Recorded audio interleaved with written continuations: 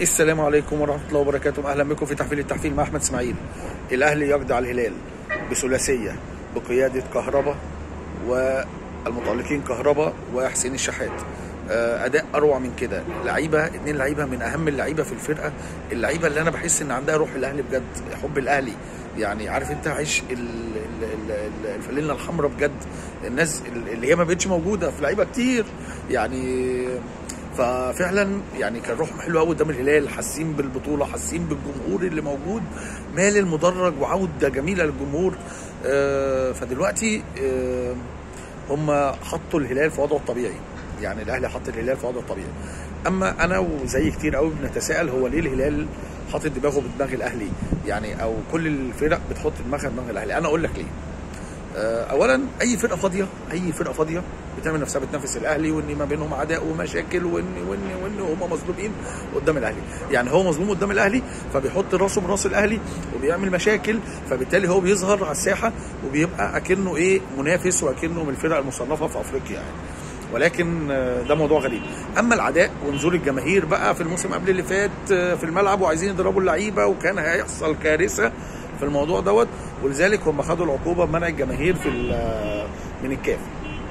طيب العداء ده جاي منين؟ يعني انا فاكر ان ايام تركي آل الشيخ برضو، لو الذاكره جايباني، ايام تركي آل الشيخ ان حصل تحركات وكلام وهو هيدعم الهلال وكذا، بس كسبوا الاهلي وكان لقاء الاهلي والهلال، ويعني فابتدى من هنا الشحن، ابتدى من هنا يعني البذره اللي كانت فساد الكوره في مصر بجانب الاتحاد هو الباشا تركي آل الشيخ. فدلوقتي خلينا في المتألقين. احنا كجمهور الاهلي جمهور جميل قوي، ملا احنا اول جمهور يرجع الاستاد كامل، اول جمهور يرجع الاستاد كامل، ودي البذره ان شاء الله. وكان وضع مشرف بغض النظر عن الفيديو المسرب اللي هو متفبرك وتشكيك، وده يعني كارثي، ده كارثي في حق مصر، ده لازم اللي عمل كده يتحاسب، واللي وراه جمهور الزمالك او بعض اللي عايزين يسيئوا لمصر.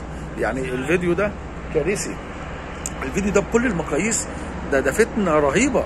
الاستاد كان جميل، الجماهير بتشجع حلو، الناس محترمه، التشجيع كان قوي، يعني تشجيع كوره، فتحيه للجمهور يعني. اما الفيديو المفبرك ده كارثي. فكالعاده السواد والنوايا السيئه اللي ربنا ما بيكرمش الزمالك عشانها هم اللي سربوا الفيديو، وهم ففي حاجات كتير في الفيديو ده كارثيه يعني. فالفيديو المسرب بشتيمه للوزاره ده سيء جدا، ده مش ده يعني كل الناس اصدقائي اللي راحوا، وانا كان نفسي اروح وقعدت احاول احجز ما عرفتش يعني عشان اشوف المنظر الجميل ده.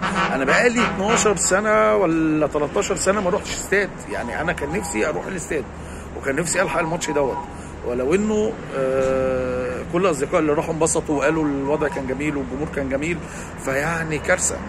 ده لان انت عندك سواد وانت فرقه فاضيه وعايز برضو توقع الاهلي وعايز تتكلم على الاهلي، نفس القصه بتاعت الهلال.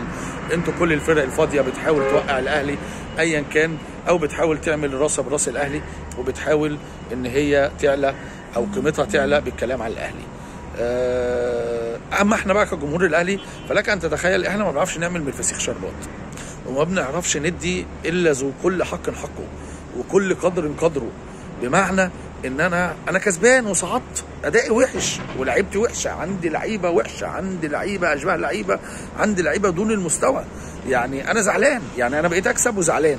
الجيل ده وصلني ان انا كسبان وزعلان، صاعد وزعلان، كسبان 3-0 ومش شايف الاداء حلو غير في 2-3 لعيبه.